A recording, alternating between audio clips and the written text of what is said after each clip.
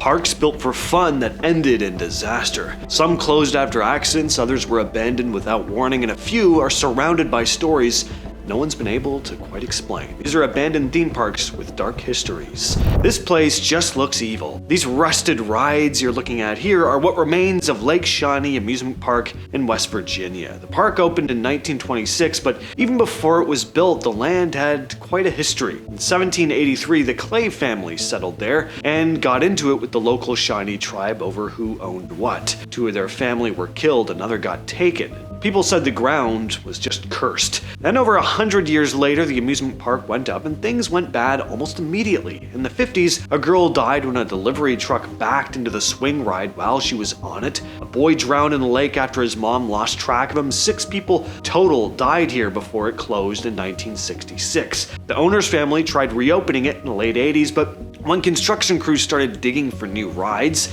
they found Native American artifacts and what looked like burial remains. They stopped pretty quickly after that. The place is fenced off now, but people still go. Ferris wheel and swings are still standing, and visitors claim the rides will sometimes move by themselves. But rather than just being supposedly haunted, it's said the whole place is cursed from the foundation up.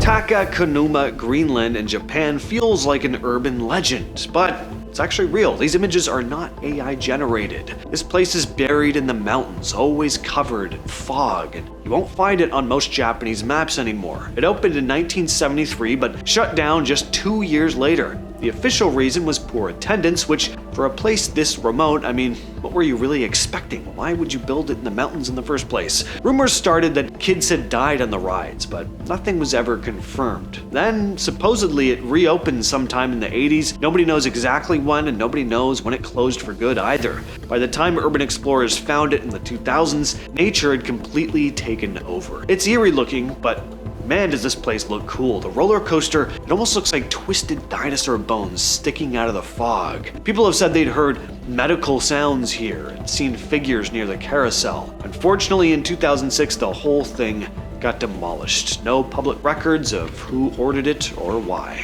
Okpo Land opened in 1996 in Goji Island right off South Korea's southern coast. Small park, but they had big plans. Colorful duck-shaped rides, a roller coaster, mini water park, all built on a hillside overlooking the city. Well, 3 years later, it was completely abandoned. The story everyone tells is that one of those duck roller coaster cars derailed and a rider got thrown off and died. There's no official record of this accident anywhere, but when people went back to the abandoned park later, that same roller coaster car was still up there at the top of the track, frozen in place. It kind of became this symbol of whatever went wrong. Some people say it wasn't just one death either, that there were other injuries nobody reported, plus the park got hit hard by the Asian financial crisis in '97. They demolished it all in 2011. Mimaland opened in 1975. It was Malaysia's first big theme park. It had a huge swimming pool, giant slides, a man-made lake, and this whole dinosaur park filled with life-sized concrete models. Families came from all over Southeast Asia, but there were safety issues from pretty early on. And on January 25th, 1993, that's when everything fell apart. A 27-year-old guy from Singapore was there on holiday for Chinese New Year. He went down one of the big water slides, and another rider slammed into him mid-slide. The impact broke his spine. He ended up paralyzed for a while and then died from his injuries. Lawsuits started flying. People started asking questions about safety. Then, less than a year later, heavy rain caused a landslide that destroyed part of the pool area and sent mud flooding into the lake. Authorities shut it down for investigation, and it just never opened back up. The owners kept saying they'd rebuild, but eventually they gave up. There's not much of this place left now, but the water slide is still up, now covered in graffiti, and there are still some of those old dinosaur statues now surrounded by trees. It's actually kind of freaky looking. Gulliver's Kingdom opened in 1997 at the base of Mount Fuji. As the name suggests, the whole place was based on Gulliver's travels.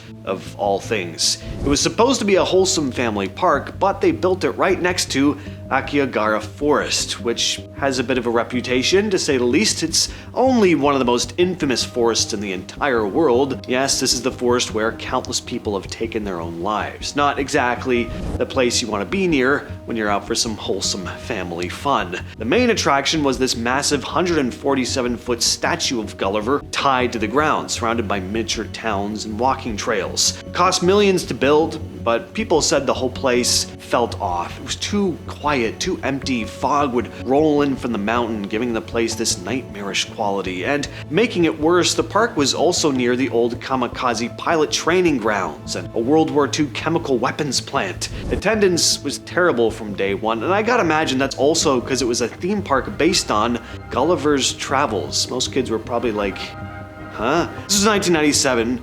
Pokemon came out like a year before. I think that would have been a much better thing to build a theme park around. But anyway, the place closed in 2001 after only 4 years. But the giant statue got left behind along with all the empty playgrounds until it was all demolished in 2007. Six Flags New Orleans started as a jazz land in 2000. Modern park, 227 acres. It had everything: roller coasters, bumper cars, a Ferris wheel, but the location wasn't great. It sat in a natural flood basin, only protected by levees. On August 29, 2005, Hurricane Katrina hit, and 4 to 7 feet of water swept through the park. Everything was submerged for weeks. Inspectors said 80% of the rides and structures were destroyed. Wood rotted, steel corroded, all the electrical stuff obviously completely fried. The park never reopened. Urban explorers documented it years later. Graffiti was everywhere, trees pushed through the cracked asphalt, and vines were climbing up the rides, and there's something so somber about this image here.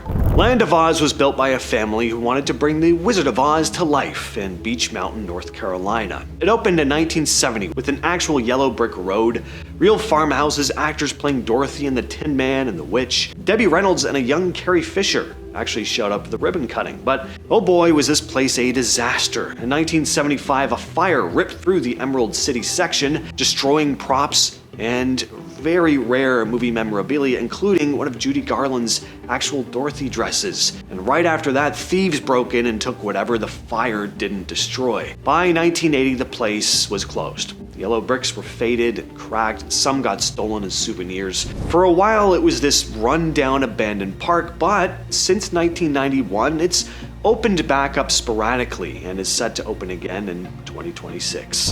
Dadipark started in the 50s as a basic playground near a church in Moorsled, Belgium. Just slide swings, a few small rides, but it did grow. By the 80s, it was one of Belgium's most popular parks, pulling in close to 1 million visitors a year. It had this massive suspension bridge that families came from all over to see, but in 2000, a boy lost his arm on a water ride called the Nautic Jet. Nobody ever figured out exactly what happened. Some said he caught it on the edge of the boat mid-launch, others said the safety bar had failed, but it shut everything down. Attendance dropped hard. Rides started breaking, and in 2002, the park closed for renovations that never happened. It just stayed closed. Before long, weeds had swallowed everything. Rusted swings creaked in the wind. Slides were half buried in dirt, and graffiti covered the old ticket booths. Kejonuma Leisureland in Miyagi Prefecture, Japan, sits near a swamp called Lake Kejonuma, which translates to Pond of the Ghost Woman.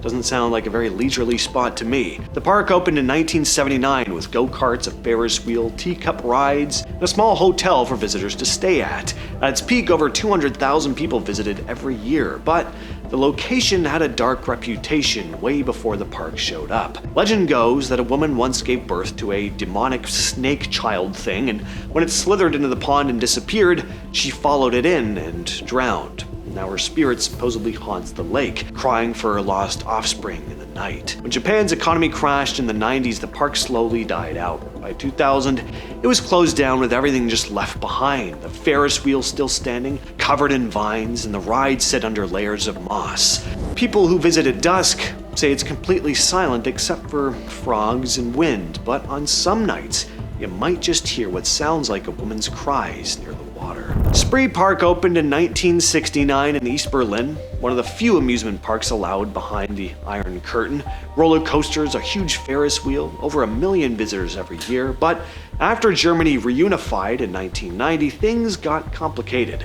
The new owner, Norbert Witte, tried to modernize it, but attendance dropped and debt started piling up. By 2001, Spreepark was bankrupt. Witte packed up 6 rides and shipped them to Peru for repairs, except police found 180 kilograms of white stuff hidden inside one of them. He got arrested, the park got abandoned, and the gates were locked for good. Now Spreepark looks, well, really cool, actually. The Ferris wheel is still there. There are all these dinosaur statues half collapsed in the weeds. Swan boats still sit in the water. And there's this crazy, like, psychedelic cat thing that one of the coasters used to ride into. It's like something out of Alice in Wonderland or something. With all that said, though, I've been your host, James. I'll catch you, yes, you specifically, in the next video.